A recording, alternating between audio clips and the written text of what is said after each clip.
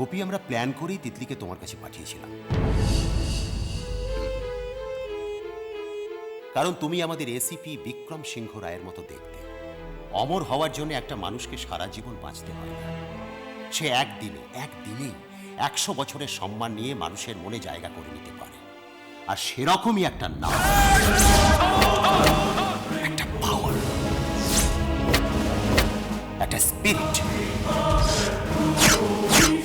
আর একটা সত্যিকারের মানুষ। Assistant commissioner of police Bikram Singha রায়।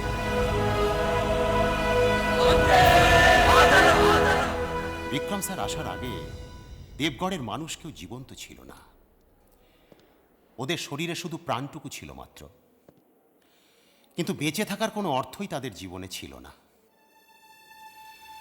পুলিশের পোশাক পরতো ঠিকই, কিন্তু মাথা বেঁচে দিয়েছিল কালীচরণের কাছে। ব্রহ্ম